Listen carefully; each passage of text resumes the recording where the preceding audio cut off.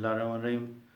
प्यारे बच्चों, आज से आपका नेक्स्ट टॉपिक जो है जिसको आज आप डिस्कस करेंगे, जिसको आप स्टडी करेंगे, वो है chapter number 6 organic chemistry, isomerism. Isomerism याद है आपको, बहुत अच्छा टॉपिक है, इंटरेस्टिंग टॉपिक है, डिटेल में जाएंगे। तो हम इसी टॉपिक से शुरू करते हैं, ठीक है। और तो बच्चों, टॉपिक आपका है आइसोमेरिज्म।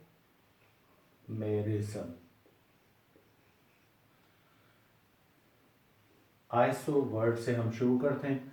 आपको पता है आइसो कहते हैं सेम प्लस, ये टू टर्म्स हैं। एक है मर्स, ठीक है, इसको कहा जाता है यूनिट्स, ठीक। या फिर एक वर्ड इस्तेमाल करते हैं हम लोग मैक्रोज, लार्ज यूनिट्स, ठीक है, large units. Isomers large, same large molecules, same large units आप कह सकते हैं।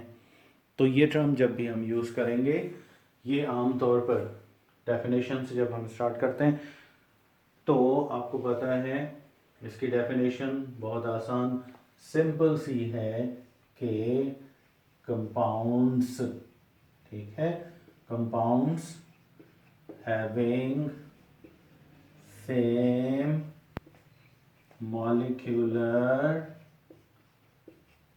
फॉर्मूला, कंपाउंड्स हैं जिनका मॉलिक्यूलर फॉर्मूला क्या है, सेम है, but they possess different possible structures.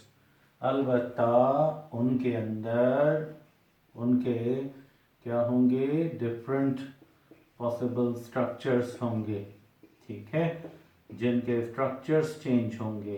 Possible structure ये नहीं है तस्वुराती नहीं होंगे, पॉसिबल का मतलब ये है एग्जिस्ट करते हों, ठीक है, जो स्ट्रक्चर्स एग्जिस्ट करते हैं उनके, और ऑर्गेनिक कंपाउंड्स के पॉसिबल स्ट्रक्चर्स हैं, तो समझो फिर ये एक दूसरे के क्या कहलाएंगे, ये आमतौर पर आइसोमर्स कहलाएंगे। तो आइसोमेरिज्म टर्म जो है ये उन कंपाउंड्स के लिए आप यूज़ करेंगे कि जिनका मॉलिक्यूलर फार्मूला क्या होगा, सेम होगा, लेकिन उनके पॉसिबल स्ट्रक्चर्स जो हैं वो क्या होंगे, वो चेंज होंगे। पॉसिबल स्ट्रक्चर्स जो हैं वो डिफरेंट होंगे, ठीक है।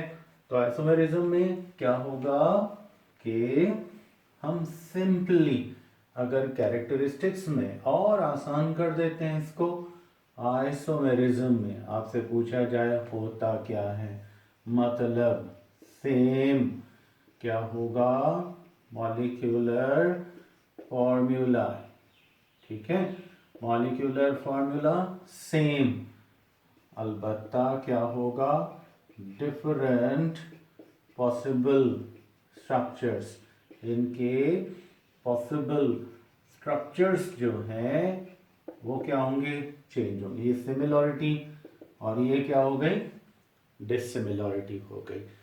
दोनों चीज़ें काउंट होती हैं, सिमिलरिटी भी काउंट होती है और डिसिमिलरिटी भी काउंट होती है, ठीक है। तो बच्चों, आइसोमेरिज्म को जब भी हम स्टडी करते हैं तो हमें आइसोमेरिज्म में ये देखना होता है कि आइसोमेरिज्म की टाइप्स कितनी हैं, उनको हम कहाँ कहाँ पर आइसोमर्स को काउंट करेंगे, आइसोमर्स को किस तरह आप कंसिडर करोगे, ठीक है।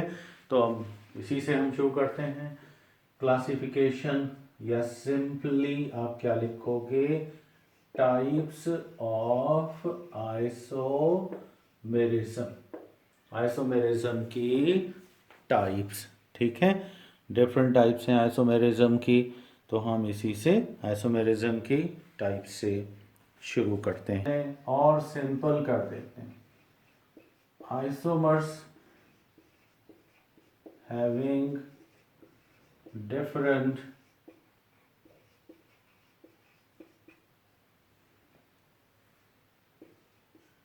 स्ट्रक्चर्स ऑफ मॉलिक्यूल्स, जिनमें मॉलिक्यूल्स के डिफरेंट स्ट्रक्चर्स क्या होंगे, चेंज होंगे। ठीक है, पेन थोड़ा काम नहीं कर रहा था इस वजह से। आइसोमेरिज्म में डिफरेंट इसके क्या होंगे, डिफरेंट टाइप्स होंगे आइसोमेरिज्म के, हम उन्हीं से डिस्कस करते हैं। आइसोमेरिज्म के अलग अलग टाइप्स कौन कौन से हैं। आइसोमेरिज्म जो स्ट्रक्चरल आइसोमेरिज्म है, इसके बेसिक टाइप्स जो हैं, इनमें पहली जो फर्स्ट टाइप है, इसको आप कहते हैं चेन आइसोमेरिज्म। कार्बन की चेन सुना होगा, ये इसमें होती है, चेंज होती है। नंबर 2 सेकेंड टाइप कौन सी है, पोजीशन आइसोमेरिज्म। ठीक है, next type position isomerism. Third type जो है कौन सी है, that is called functional group isomerism. कौन सी है, फंक्शनल ग्रुप आइसोमेरिज्म, ये हो जाएगी। और उसके बाद फोर्थ कौन सी होगी, दैट इज कॉल्ड मेटामेरिज्म, ये हो जाएगी। और फिफ्थ टाइप कौन सी है, दैट इज टॉटोमेरिज्म। तो हमने इसमें डिफरेंट जो टाइप्स पढ़ दी हैं, चेन आइसोमेरिज्म, पोजीशन आइसोमेरिज्म, ठीक है, उसके बाद फंक्शनल ग्रुप आइसोमेरिज्म, मेटामेरिज्म, और लास्ट टाइप हमारी कौन सी होगी, टॉटोमेरिज्म होगी। ये हमारे पास डिफरेंट टाइप्स हैं आइसोमेरिज्म के, पर कौन सी है, स्ट्रक्चरल आइसोमेरिज्म है। ठीक है, इसके बाद स्ट्रक्चरल आइसोमेरिज्म के बाद नेक्स्ट जो आइसोमेरिज्म की टाइप है नंबर 2, इसको आप कहते हैं स्टीरियो आइसोमेरिज्म। क्या कहते हैं इसको, स्टीरियो आइसोमेरिज्म। ठीक है, ये आपके सिलेबस में नहीं है, बहरहाल यहाँ पर क्या होगा, यानी कि कंपाउंड्स या सिंपली आइसोमर्स लिख दो। ठीक है, आइसोमर्स इन विच के जिनमें क्या होगा, डिफरेंट अरेंजमेंट्स होंगे, सिर्फ यहाँ अरेंजमेंट्स चेंज होंगे, मॉलिक्यूलर फार्मूला सेम, स्ट्रक्चर में कोई बहुत बड़ा चेंज नहीं होगा, डिफरेंट अरेंजमेंट्स होंगी। ठीक है, अरेंजमेंट्स ऑफ एटम्स, एटम्स हो सकते हैं, और या फिर क्या हो सकते हैं, ग्रुप्स हो सकते हैं इन स्पेस। ये आइसोमेरिज्म कौन सी होगी, स्ट्रक्चर सेम होंगे, ऑलमोस्ट सेम होंगे, मॉलिक्यूलर फॉर्मूला भी क्या होगा, स्ट्रक्चर में क्या होगा, एक ग्रुप अगर बॉन्ड के नीचे था तो ऊपर चला जाएगा, दूसरे में अगर ऊपर था तो नीचे आ जाएगा। ये जो बॉन्ड होता है इसको हम प्लेन कंसीडर करते हैं, तो उसमें अरेंजमेंट्स चेंज होंगी। मतलब OH ग्रुप था, वो सिंगल बॉन्ड में बिलो द प्लेन था, अब उसको उठा के कहाँ रख दिया, अबव द प्लेन रख दिया। तो यहाँ पर ग्रुप भी सेम ग्रुप्स, या मतलब समझते हैं आप, फंक्शनल ग्रुप नहीं होगा, ब्रांचेस वगैरह जो है वो होंगे, वो सेम होंगे, फंक्शनल ग्रुप भी सेम होंगे, लेकिन क्या होगा, यहाँ पर एटमों का अरेंजमेंट बिलो द प्लेन और अबव द प्लेन होगा, तो ये चेंजेस आएंगी। ये स्टीरियो आइसोमेरिज्म बेसिकली दो टाइप्स की हैं, 2 इंपॉर्टेंट टाइप्स हैं इसके, इनको भी हम अब यहाँ पर कंसिडर करेंगे टाइप्स में। नंबर 1 पहली जो इसमें आइसोमेरिज्म आती है, इसको आप कहते हैं ज्योमेट्रिकल आइसोमेरिज्म। क्या कहते हैं इसको, ज्योमेट्रिकल आइसोमेरिज्म। और नंबर 2 दूसरी जो है, इसको आप कहते हैं ऑप्टिकल आइसोमेरिज्म। ठीक है, ये दो जो हैं आइसोमेरिज्म की टाइप्स हैं, पर कौन सी है, स्टीरियो। इसमें आपको दूसरा याद होगा थोड़ा सा नाम, सिज और ट्रांस आइसोमेरिज्म। ये टाइप्स हैं आइसोमेरिज्म की जिनको हम जनरली कंसिडर करते हैं। तो बच्चों, ज्योमेट्रिकल आइसोमेरिज्म क्या है, ऑप्टिकल आइसोमेरिज्म क्या है, ये थोड़ा सा आपको बायोकेमिस्ट्री में डेक्सोरोटेटरी, लीवोरोटेटरी मिलेगा, सिज और ट्रांस आइसोमर्स मिलेंगे, लेकिन इतनी ज़्यादा आपके सिलेबस में इनका कोई ख़ास डिटेल नहीं है। चलें, अब हमारी जो बेसिक आइसोमेरिज्म की टाइप है वो कौन सी है? वो है स्ट्रक्चरल आइसोमेरिज्म। हमारे सिलेबस में जिस आइसोमेरिज्म को कंसीडर किया गया है वो कौन सी है? स्ट्रक्चरल आइसोमेरिज्म है। हम इसी के डिफरेंट टाइप से शुरू करेंगे, इसकी क्लासिफिकेशन भी करेंगे, इसके इम्पोर्टेंस भी देखेंगे, क्या है इम्पोर्टेंट पॉइंट्स क्या हैं इसके, इनको कंसिडर करेंगे। ठीक है, तो हमने नंबर 1 पहली इसकी टाइप जो ली वो कौन सी है? That is called chain isomerism. ठीक है, कौन सी आइसोमेरिज्म है? चैन आइसोमेरिज्म। वर्ड चैन से ही आपको याद आ जाएगा चैन आइसोमेरिज्म क्या है। मतलब simple definition, isomers having different carbon chain, जिनमें सिर्फ और सिर्फ कौन सी कार्बन की जो चेन है ना ये चेंज हो जाए, डिफरेंट कार्बन चेन हो, पॉसिबल हो, तो फिर ऐसी आइसोमेरिज्म को आप क्या कहेंगे? चैन आइसोमेरिज्म कहेंगे। मतलब इसमें सिर्फ कार्बन की चेन का स्ट्रक्चर चेंज होगा। अब देखते हैं कि कार्बन की चेन हमें ऑर्गेनिक कंपाउंड्स में कौन कौन सी मिल सकती है। आपको पता होगा कि हम कार्बन की चेन की अगर बात करें तो फिर टाइप्स ऑफ कार्बन चेन, इसकी अगर बात की जाए तो हमें कार्बन की चेन 3 तरह की मिलती हैं। एक चेन ऐसी है कि जिसमें कार्बन के साथ सिंगल बॉन्ड डबल बॉन्ड के जरिए लिंकेज करता है, लेकिन ये पूरे की पूरी चेन, इसमें आप देखेंगे सारे के सारे कार्बन क्या हैं? स्ट्रेट लाइन में। अगर सब के सब कार्बन स्ट्रेट लाइन में आ जाए तो फिर ऐसे कार्बन की चेन को आप क्या कहते हैं? नॉर्मल कार्बन चेन कहते हैं। क्या कहते हैं? नॉर्मल कार्बन चेन कहते हैं। अब नॉर्मल कार्बन चेन जो है इसको कभी कभी हम स्ट्रेट चेन के तौर पर भी लिखते हैं। तो जहां स्ट्रेट चेन वर्ड आ जाए तभी आप यही समझेंगे कि नॉर्मल चेन, या नॉर्मल आ जाए तो समझे स्ट्रेट चेन की बात हो रही है जिसमें सारे कार्बन स्ट्रेट लाइन में होंगे। अलबत्ता बाकी इसके साथ अब ये अबव द प्लेन है। ठीक है, ये अबव द प्लेन और ये बिलो द प्लेन। ठीक है, now in this chain all the hydrogen atoms above the plane and below the plane, बाकी कार्बन जो है वो सारे, all these carbon are in the straight line. ये हो जाए तो चेन कौन सी कहलाती है?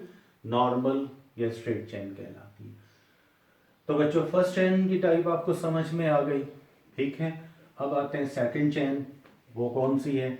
नंबर 2 सेकंड जो है, इसमें क्या होगा? कार्बन की चेन स्ट्रेट में तो होगी, वो तो लास्ट मंथ उसमें ये मतलब नेसेसरी है कि वो होगी, लेकिन इसमें किसी भी साइड से आप उसको लेफ्ट से भी ले सकते हैं, लेफ्ट से यहाँ पर आएगा, राइट से ये लेफ्ट से यहाँ पर आ गया, राइट से पर कौन से कार्बन नंबर पे? याद रखें, आप नंबरिंग कर लें, किसी भी मतलब चेन में लेफ्ट से या राइट साइड से उसमें कार्बन नंबर 2 पर एक और कार्बन होना चाहिए, और ये जो कार्बन नंबर 2 पर अबव या बिलो ऑफ द प्लेन हो सकता है, इसको आप क्या कहेंगे? ब्रांच कहेंगे। और ये ब्रांच जो है ये अल्काइल ग्रुप्स की होती है, आगे हम अल्काइल्स को भी समझेंगे, टॉपिक्स आएंगे हमारे। तो जहाँ ये ब्रांच है कार्बन नंबर 2 पर अबव द प्लेन या बिलो द प्लेन पर, नंबर ऑफ कार्बन मतलब कार्बन नंबर कौन सा है? 2 है। तो फिर आप समझें ये कौन सी चेन कहलाएगी? इसका एक स्पेशल नाम होगा, इसको क्या कहेंगे? Iso chain. जिसमें भी ये चेन होती है इस किस्म की, उस कंपाउंड के वर्ड के साथ आपको प्रीफिक्स मिलेगा आइसो। नॉर्मल में सिर्फ एन लिखा जाता है कहीं कहीं, वरना नॉर्मल को कंसिडर नहीं किया जाता, नहीं लिखा जाता है, बस वो समझा जाता है जहाँ ये प्रीफिक्सेस नहीं होती हैं तो समझे चेन स्ट्रेट लाइन में। तो बच्चों ये हो गया second type of the chain, जिसमें कार्बन की चेन जो थी क्या थी? 1 ब्रांच में थी। ठीक है, अब आते हैं थर्ड ब्रांच। थर्ड ब्रांच कौन सी है? Third type of the chain ये है नियो चेन। कौन सी चेन है? Neo chain. अब नियो चेन किस तरह की होगी? यहाँ पर भी बाकी सब के सब all of these carbons are किस में हैं? ये सब के सब स्ट्रेट चेन में। ठीक है, किस में है? स्ट्रेट चेन में। लेकिन इसकी कहीं से भी आप नंबरिंग कर लें, लेफ्ट से कर लें, राइट से कर लें, ठीक है। अब इसमें जो आप देखेंगे कार्बन नंबर 2 होगा, इसमें अबव द प्लेन और बिलो द प्लेन क्या मौजूद होंगी? ब्रांचेस होंगी, ब्रांच होंगी। जहां दो ब्रांचेस हो, एक अबव द प्लेन हो और एक बिलो द प्लेन हो, पर कार्बन नंबर 2 पर हो, तो फिर ऐसी चेन को आप क्या कंसीडर करेंगे? आप ऐसी चेन को हमेशा याद रखें, इसको आप काउंट करेंगे नियो चेन के तौर पे। किसके तौर पे काउंट करेंगे? नियो चेन के तौर पे इसको काउंट करेंगे। तो इसलिए अब हमने ये देख लिया कि ये सारे आइसोमर्स जिनमें कार्बन की चेन या नॉर्मल हो या फिर नियो हो, नियो मतलब कार्बन नंबर 2, बाकी स्ट्रेट चेन कार्बन नंबर 2 पर, above the plane, below the plane, एक और कार्बन आ जाए नीचे भी ऊपर भी, तो फिर ये हो जाए। अब देखो ये फॉर्मूला है मेरे पास, मतलब C5H12, इसका नाम है पेंटेन। क्या नाम है इसका? पेंटेन। अब देखते हैं पेंटेन के आइसोमर किस तरह के होंगे। देखो CH3 या कंडेंस फॉर्मूला में यूज़ कर रहा हूँ, CH1 2 3, फिर ये 4 और ये 5, सारे कार्बन स्ट्रेट लाइन में आ गए।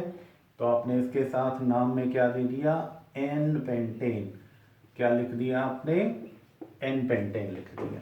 ठीक है, ये हो गया फर्स्ट। उसके बाद सेकंड इसी का देखें, CH3 फिर CH, यहाँ पर आपने CH3 दे दिया, CH2 दे दिया, CH आपने 3 कर दिया, 1 2 3 4 5।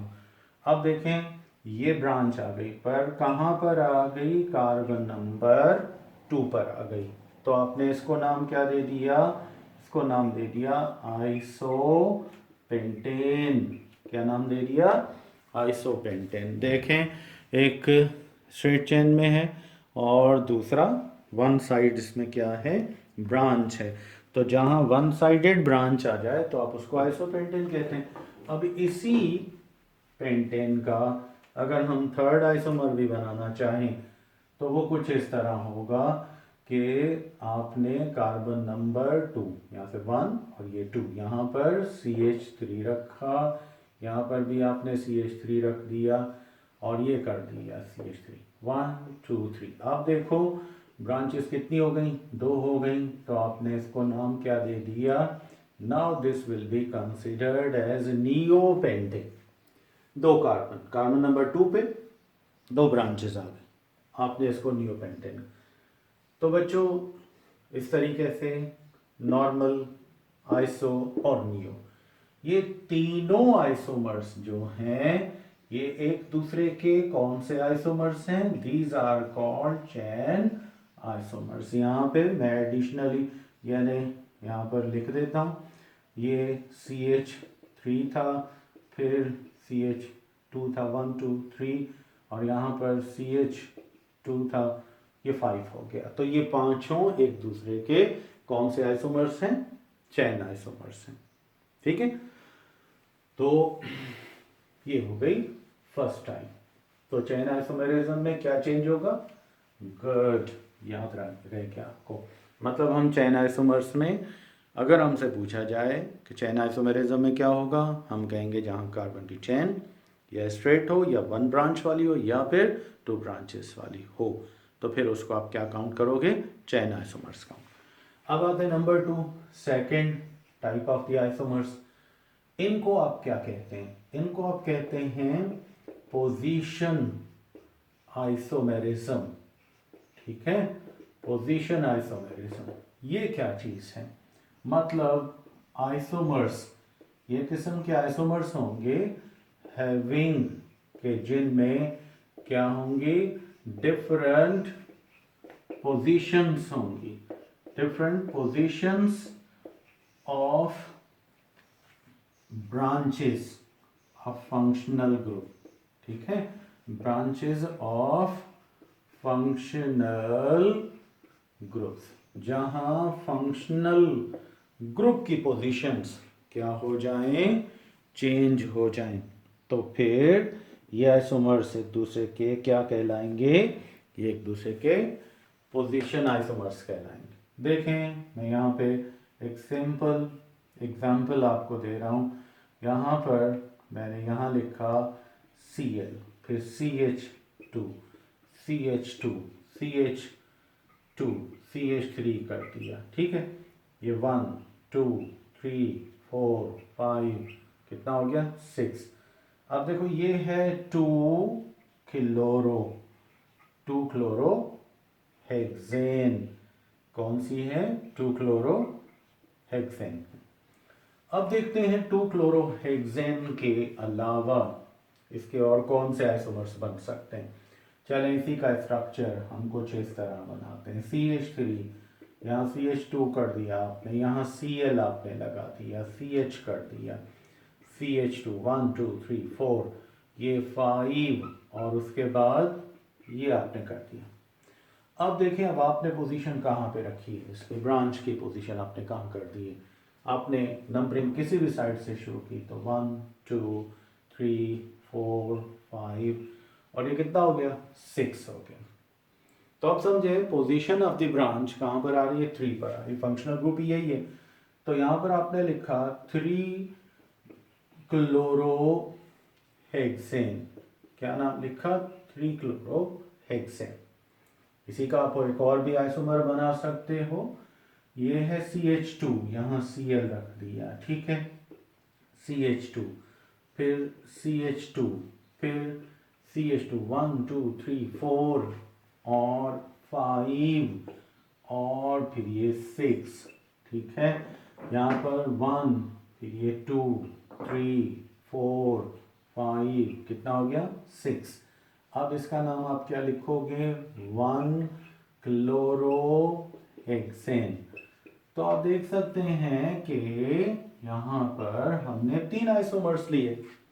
इन तीनों आइसोमर्स में हम ये कंसिडर कर सकते हैं, हम ये समझ सकते हैं कि हम यहाँ पर जो चेंज देख रहे हैं, चेन तो सेम जा रही है, इसमें भी सेम जा, इसमें भी सेम जा रही है, now it goes in a straight direction, but only the difference is that it has the different position of the branch of the functional group. Therefore, in those compounds in which the position of the branch of the functional group is just going to be changed on the either number of the carbons atom, then it will be considered as the position isomers. तो आप जब भी position isomers पढ़ेंगे तो आपको याद रखना है फंक्शनल ग्रुप की ब्रांच को आपने पोजीशंस चेंज कर दी तो आपने जो आइसोमर बना लिया, इसको आप क्या कंसिडर करेंगे पोजीशन आइसोमर्स। चलें अब ये तो हो गया पोजीशन आइसोमेरिज्म के बारे में। उसके बाद नेक्स्ट जो है वो क्या है, वो है हमारा नेक्स्ट में हमारा जो है थर्ड टाइप है। थर्ड टाइप ऑफ आइसोमेरिज्म जो है इसको हम कंसिडर करते हैं एज फंक्शनल ग्रुप आइसोमेरिज्म। क्या कंसिडर करोगे इसको फंक्शनल ग्रुप आइसोमेरिज्म, ठीक है। थोड़ा सा मार्कर्स जो हैं उनकी इंक थोड़ा सा ड्राई अप हो रही है तो इस वजह से आपको थोड़ा सा राइटिंग डिमिश दिखाई दे रही होगी, जिसके लिए एक्सक्यूज करते हैं। नेक्स्ट टाइम हम इस फैक्टर को भी, क्योंकि हमारे पास अब टाइम नहीं है, हमने इसको कंटिन्यू करना है। तो अब आते हैं हम नेक्स्ट में, मतलब फंक्शनल ग्रुप आइसोमेरिज्म क्या है। इसमें क्या कहा जाता है, कहा जाता है कि आइसोमेरिज्म की टाइप है हैविंग, या और आसान कर देते हैं हम यहाँ लिख देते हैं आइसोमर्स, ठीक है। आइसोमर्स जो हैं आइसोमर्स हैविंग क्या डिफरेंट फंक्शनल ग्रुप्स, ऐसे आइसोमर्स जिनके फंक्शनल ग्रुप्स जो हैं वो क्या होने चाहिए, चेंज हो, फंक्शनल ग्रुप सेम ना हो। अब देखो आपको ये कहा जाए C6H12O6, ये किसका फॉर्मूला है? Interesting question. आप फौरन यही कहेंगे ये तो ग्लूकोज का फार्मूला है, इसमें तो कोई मुश्किल नहीं है, लेकिन फिर आप थोड़ा सा गौर करेंगे तो आपको याद आएगा कि ये फ्रक्टोज का भी है, ग्लैक्टोज का भी है, रैमनोज का भी है, पायरनोज का भी है, ठीक है, फर्नोज का भी है। करते जाएं, कम से कम आप सिर्फ जब कार्बोहाइड्रेट्स की सिंपल केमिस्ट्री पढ़ते हैं तो 16 कंपाउंड्स आपको मिलेंगे। याद रखें, ऑर्गेनिक कंपाउंड कभी भी ये मत डिसाइड करना, ये कभी भी ना डिसाइड करना कि ऑर्गेनिक कंपाउंड्स जो हैं उनका नाम उनके मॉलिक्यूलर फार्मूले से लिखा जाता है। एक ही फार्मूला हजारों कंपाउंड्स का एक ही हो सकता है।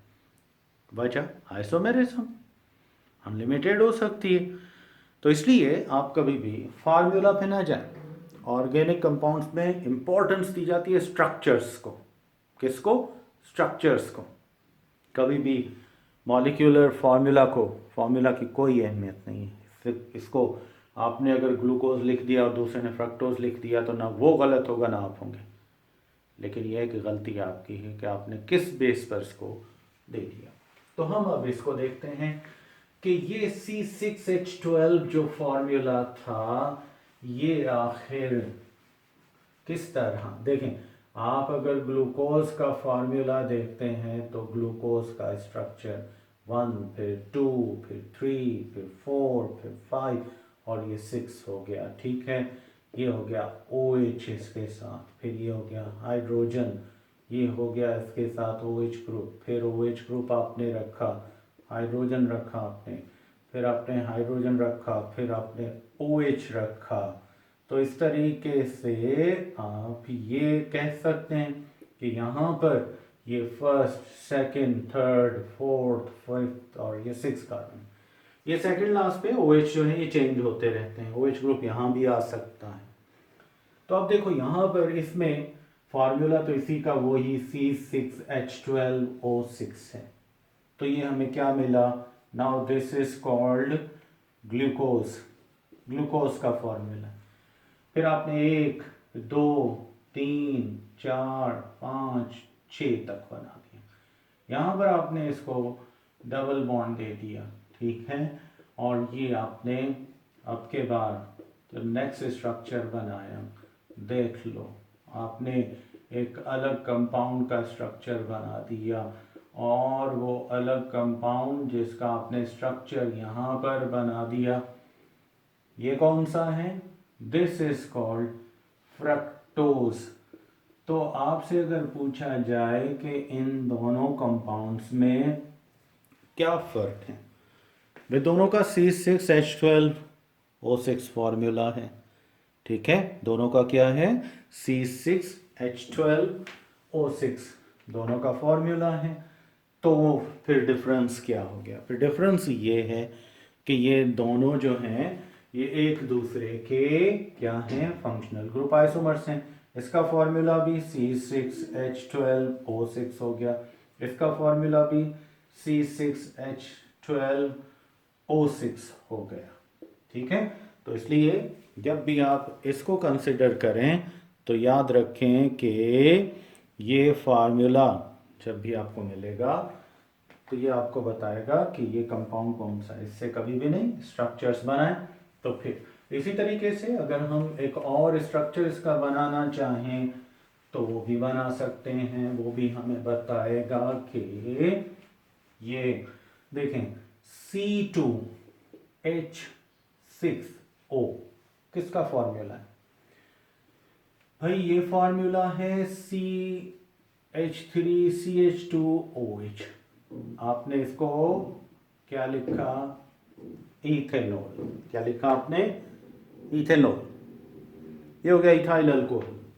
यही फॉर्मूला आपने लिया किसके लिए? CH3 oxygen CH3। ये आपने किसके लिए लिया? डाई ईथर के लिए लिया। तो देख लें दोनों जो हैं कंपाउंड्स जो हैं जिनको हम कंसीडर कर रहे हैं इनमें फंक्शनल ग्रुप हो गया। यहाँ पर फंक्शनल ग्रुप कौन सा है? यहाँ पर फंक्शनल ग्रुप जो है वो है अल्कोहल का। ग्लूकोज में मैंने आपको नहीं बताया, फ्रक्टोज में नहीं बताया, अभी आपको बता रहा हूँ कि ग्लूकोज का फंक्शनल ग्रुप जो है वो एल्डिहाइड है और फ्रक्टोज का फंक्शनल ग्रुप जो है वो क्या है? कीटोन है। तो जो स्ट्रक्चर्स हमने दो बनाए थे तो वहाँ फंक्शनल ग्रुप चेंज था। यहाँ स्ट्रक्चर्स बनाए, एक में अल्कोहल आ गया और दूसरे में क्या आ गया? ईथर आ गया। तो ये दोनों एक दूसरे के क्या हैं? फंक्शनल ग्रुप आइसोमर्स हैं। तो जहां आप देखें फंक्शनल ग्रुप चेंज हो रहा है तो वो समझ जाएं कि वहां पर हमें सिर्फ और सिर्फ फंक्शनल ग्रुप आइसोमेरिज्म मिल सकती है। ठीक है, अब आते हैं नंबर थर्ड टाइप। फर्स्ट आपकी पोजीशन थी, नेक्स्ट चेन थी, थर्ड आपकी फंक्शनल ग्रुप की थी, अब ये फोर्थ टाइप है। इसको आप क्या कहते हैं? इसको आप कहते हैं मेटामेरिज्म। क्या कहते हैं इसको? मेटामेरिज्म। ठीक है, ये लास्ट टाइप ऑफ, लास्ट तो नहीं कहेंगे, सेकंड लास्ट है। मेटामेरिज्म यानी आइसोमर्स, ऐसे आइसोमर्स हैविंग के जिनमें क्या होना चाहिए? Different alkyl groups, different alkyl groups on both sides of a functional group। Functional group के दोनों साइड्स पर उसके क्या चेंज होने चाहिए? अल्काइल ग्रुप्स चेंज होने चाहिए।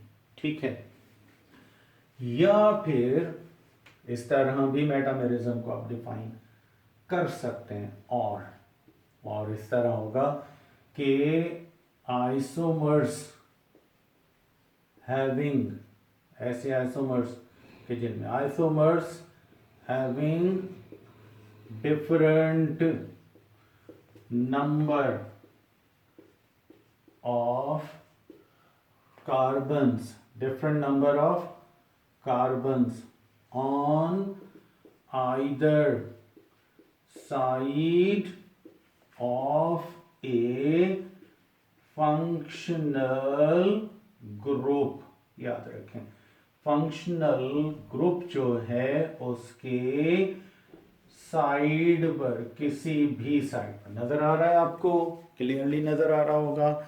तो जिसमें फंक्शनल ग्रुप के किसी भी साइड पर, either side of the functional group, ठीक है, आपको कार्बन की तादाद चेंज मिलती है, डिफरेंट मिलती है।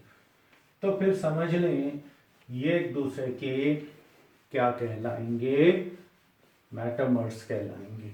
हम यहाँ एग्जाम्पल देखते हैं। कौन सी एग्जाम्पल है इसकी? देखें, CH3, CH2, फिर CH2 ऑक्सीजन दे दिया, फिर हमने यहाँ पर लिख दिया CH2 और यहाँ जनरली हम CH3 कर देते हैं। ठीक है, अब देखें इस तरफ, ये समझो ईथर का, ये फंक्शनल ग्रुप। मेटामर्स वहाँ बनते हैं जहाँ फंक्शनल ग्रुप क्या हो? चेन के दरमियान में। अब ये किन किन में बन सकते हैं मेटामर्स? ये ईथर्स में बन सकते हैं, ठीक है, और ये ईस्टर्स में बन सकते हैं, ठीक है, और इवन इनको आपने और अगर कंपाउंड्स में लेकर आना है तो फिर इनको आप एपॉक्साइड्स, ये क्लोज चेन ईथर्स होते हैं, इनमें भी आप इनको ऑब्जर्व कर सकते हैं। याद रखें, ईथर्स और ईस्टर्स में तो कंफर्म है क्लास 1 होते हैं, और भी कंपाउंड्स हैं साइक्लिक कंपाउंड्स में, एपॉक्साइड्स जो हैं ये साइक्लिक ईथर्स को कहा जाता है। तो इनमें भी ये आइसोमेरिज्म पॉसिबल है। अब इसमें ये छोटा ग्रुप है मिथाइल, और ये इस तरफ मिथाइल है राइट साइड पे, लेफ्ट पे 1 2 3 प्रोपाइल है। तो हमने स्मॉलर ग्रुप का नाम पहले लिखना है, यहाँ आपने लिखा मिथाइल, फिर आपने लिखा प्रोपाइल, ठीक है, ईथर, ये बन गया। अब हम क्या करते हैं, इसमें चेंज करते हैं। हम इसमें देखते हैं कि मिथाइल और प्रोपाइल ईथर है, लेकिन अब जो इसी से हम बनाते हैं CH2 कर दिया हमने, इसका CH2 यहाँ से हटाकर इस तरफ रख दिया। अब देख लें कि ये नया एक और इसी फार्मूले वाला ही हमें मेटामर मिल गया, जिसका नाम है डाई इथाइल ईथर मिल गया। अब आप ये कह सकते हैं कि ये आइसोमर्स तो हैं एक दूसरे के, लेकिन विथ रेस्पेक्ट टू स्ट्रक्चर ये एक दूसरे के क्या कहलाएंगे, मेटामर्स कहलाएंगे। तो मेटामर्स में अल्काइल ग्रुप जो इसमें है वो इसमें नहीं होंगे। ये सिर्फ किस तरह पॉसिबल है कि कार्बन की चेन जो है वो लेफ्ट और राइट साइड पर शर्त है कि फंक्शनल ग्रुप। यहाँ पर इपोक्साइड के अलावा अगर आप इसमें कंसिडर करना चाहें फोर्थ वन को भी, तो मैं यहाँ इपोक्साइड्स तो आपके बुक में नहीं है, लिख दिया था, लेकिन आप कंसिडर कर सकते हैं। इसके अलावा आपके बुक में कीटोन्स जो हैं, कीटोन्स के भी आप क्या कर सकते हैं, मेटामर्स बना सकते हैं। तो हमारे सिलेबस के हिसाब से ईथर, ईस्टर और कीटोन्स ये मेटामर्स बना सकते हैं। इनमें आपने करना क्या है कि एक कार्बन लेफ्ट का राइट पे या राइट का लेफ्ट पे रख दें, अल्काइल ग्रुप चेंज हो जाएंगे दोनों कंपाउंड्स में, तो हम इसको क्या कंसिडर करेंगे, हम इसको कंसिडर करेंगे एज मेटामर्स। ठीक है, यहाँ तक बात समझ में आ गई आपको। अब आते हैं नेक्स्ट, मतलब जो टाइप है वो है टॉटोमेरिज्म। कौन सी टाइप है, नंबर 5, ये है टॉटोमेरिज्म। टॉटोमेरिज्म क्या है, आपने चैप्टर नंबर 10 बायोकेमिस्ट्री पढ़ा, उसमें आपको इसके बारे में क्लियर स्ट्रक्चर्स आपको मिलेंगे। देखते हैं, आपने अमाइनो एसिड्स के बारे में तो पढ़ा हुआ है। अमाइनो एसिड्स जो हैं वो बाय नेचर क्या हैं, पोलर होते हैं। याद है ना आपको, पोलर कंपाउंड्स होते हैं। ये अल्काइल ग्रुप नहीं है, ये इसमें इनका कोई भी ग्रुप हो सकता है। यहाँ पर हमने लिखा अमाइनो ग्रुप। अमाइनो आपको पता है ये बेसिक ग्रुप होता है। कौन सा ग्रुप है, बेसिक ग्रुप है। और ये कार्बोजाइल ग्रुप है, ठीक है, 2 ग्रुप हैं अमाइनो एसिड्स में।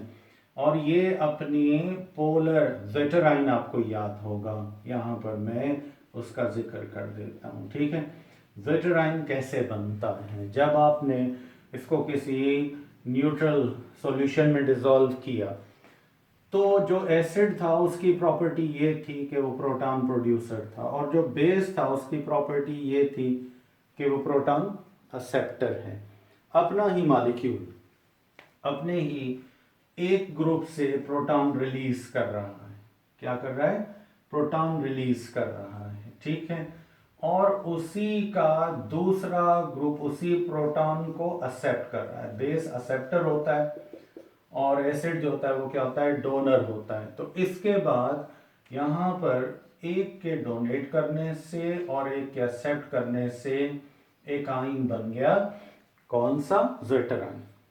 तो आप देखें यहाँ मेन काम किस चीज का हुआ, मेन काम ये है कि ये दोनों का मॉलिक्यूलर फॉर्मूला तो सेम है, स्ट्रक्चर चेंज है, पर किसका, position of the proton, shifting of the proton from one group to another group. जहां प्रोटॉन एक ग्रुप से दूसरे ग्रुप पर शिफ्ट हो जाए तो फिर इसको आप क्या कहते हैं, टॉटोमेरिज्म कहते हैं। ठीक है, मतलब आइसोमेरिज्म आप इसको कह सकते हैं, इन विच के जिसमें होगा क्या, आइसोमेरिज्म की टाइप है।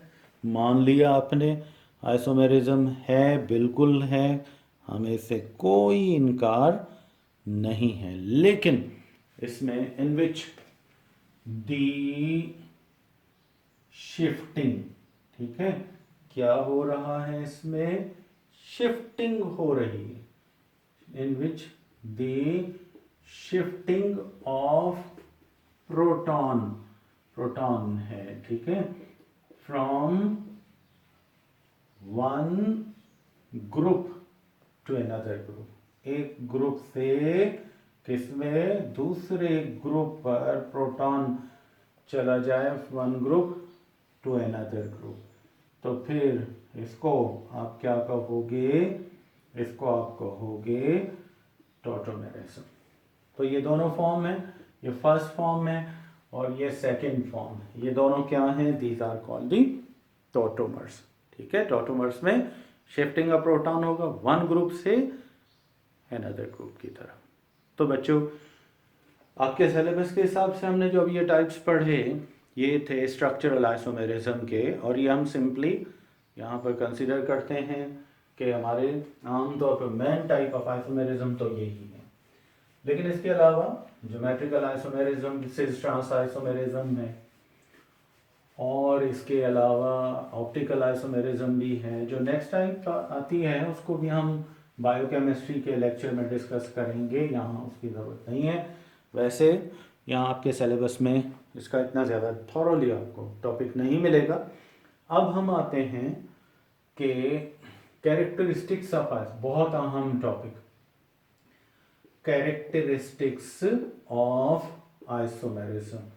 आइसोमेरिज्म जो है इसके बेसिक प्रॉपर्टीज इनकी क्या क्या होती हैं आइसोमर्स की, जो हमें याद रखना ज़रूरी है।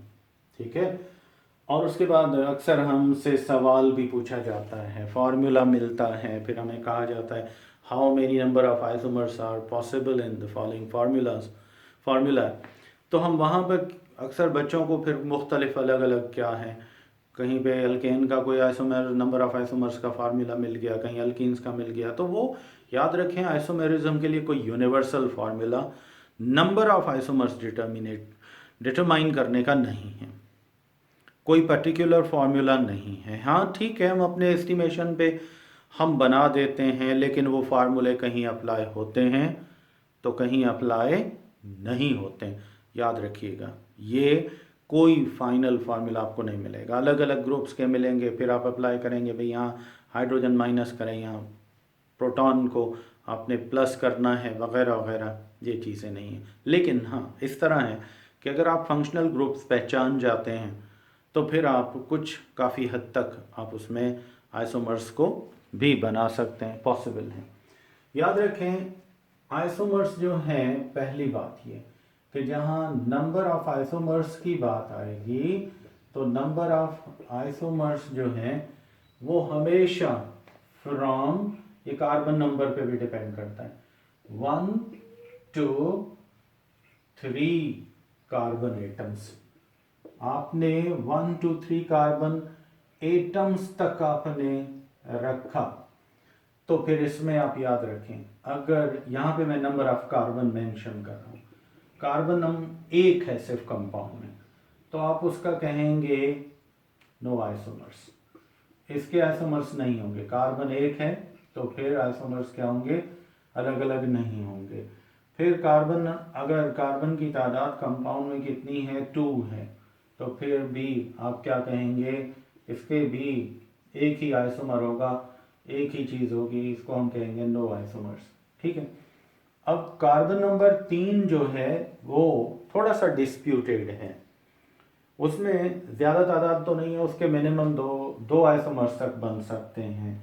तो इसलिए अगर आपको कार्बन कितने मिलते हैं, 3 तक मिलते हैं, तो इसमें पॉसिबल है कि आप इसमें 2 आइसोमर बना सकते हैं। ठीक है, 2 आइसोमर्स तक बना सकते हैं। अब आगे जो है कार्बन नंबर 4, कार्बन नंबर 5, ये फिर इसके नंबर ऑफ आइसोमर्स बहुत सारे हैं, बनते जाते हैं। इनको भी हम आगे मुख्तलिफ मतलब इस लेक्चर्स में हम इनको मेंशन करेंगे। तो यहाँ तक कार्बन नंबर 3 तक आपको याद रखना है, इसमें कोई आइसोमर नहीं बनेगा, इसमें भी कोई आइसोमर अलग नहीं बनेगा, एक ही स्ट्रक्चर होगा, इसमें 2 तक बन सकते हैं। कुछ बुक्स में आपका लिखा होगा कि इसका कोई नहीं, लेकिन आइसो और नॉर्मल प्रोपेन आपने सुना होगा, आइसोप्रोपाइल आपने सुना होगा, एन प्रोपाइल आपने सुना होगा। ठीक है, तो ये हो गया। अब दूसरा फैक्टर मतलब कौन सा होगा कि अगर हम नंबर ऑफ आइसोमर्स देखना चाहते हैं तो उसमें हमें याद रखना है इफ डिफरेंट कंपाउंड्स, अगर हमें डिफरेंट क्या मिलते हैं, कंपाउंड्स मिलते हैं, उनके क्या है, हैविंग क्या है, सेम ग्रुप फॉर्मूला। अगर उनका ग्रुप फॉर्मूला जो है, ठीक है, ग्रुप फॉर्मूला क्या है, सेम है। ग्रुप फॉर्मूला अगर सेम है तो फिर वो एक दूसरे के फंक्शनल ग्रुप आइसोमर्स बना सकते हैं।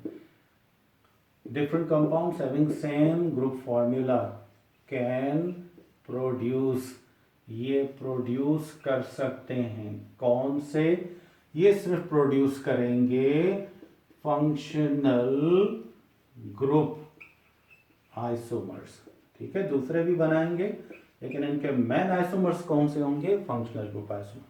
जैसा कि आपको पता है हम अल्कोहल्स की बात करते हैं, तो अल्कोहल्स के लिए फार्मूला है CnH2n, n number of carbon, plus आपने क्या करना है, यहाँ पर देखो, यहाँ पर आपने प्लस करना है 2 और यहाँ पर लिखना है O, ठीक है।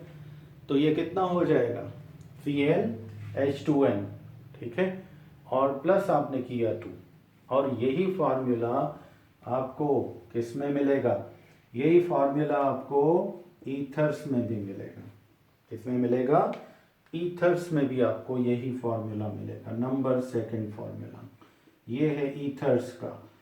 ईथर्स में भी CnH2n प्लस 2 प्लस O, देखो ये है जैसा कि C2H5OH ethanol, CH3 oxygen, CH3। देखें आप इन दोनों का अगर मॉलिक्यूलर फार्मूला सेम है तो ये एक दूसरे के क्या बना सकते हैं, फंक्शनल ग्रुप आइसोमर्स बना सकते हैं।